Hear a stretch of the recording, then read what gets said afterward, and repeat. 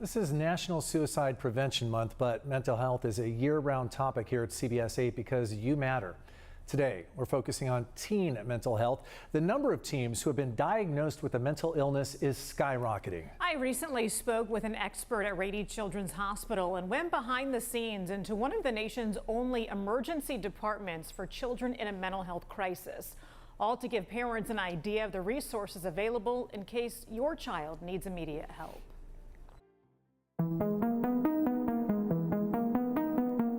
The numbers are shocking. Up to 30 children a day show up to the Rady Children's Hospital emergency room in the midst of a mental health crisis.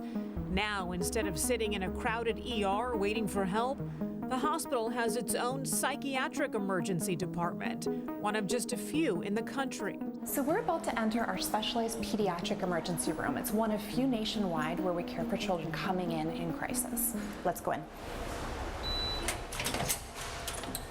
Dr. Willow Jenkins is a pediatric psychiatrist here. She took us behind the scenes of this specialized emergency department. It's sort of a triage area where a child would stay while undergoing a full evaluation.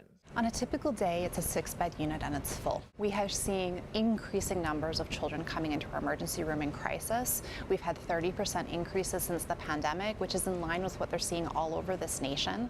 The lights are dim and it's quiet. There is round-the-clock care every day of the week.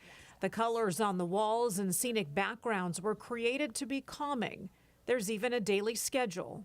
So we have social workers, therapists, psychiatrists, trained nurses, behavioral health therapists, all here to help the child while they're in this environment. After the thorough screening, a child might be sent home with an intensive therapy plan, or they could be admitted to the 24-bed psychiatric inpatient facility at the hospital. Our cameras were not allowed in that unit, which was completely full. So we continued our conversation with Dr. Jenkins in this courtyard just outside. Can you give us an idea of how young or maybe old some of these children are that are feeling suicidal? When I first started this work 10, 15 years ago, we'd never see children under 10.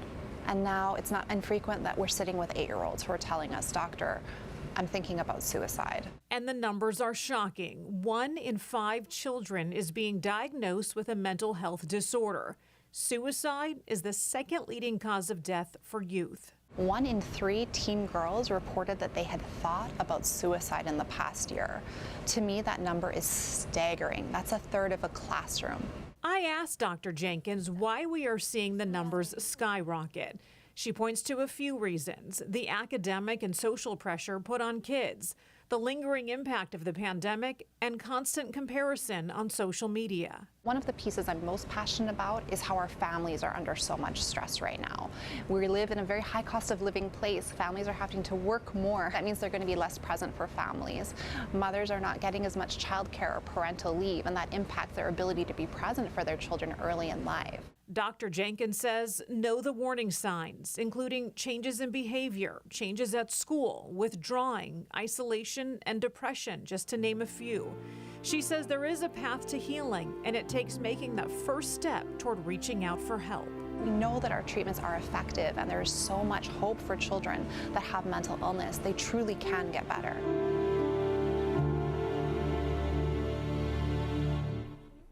So I do want to let you know about another option for parents out there. It's a behavioral health urgent care center.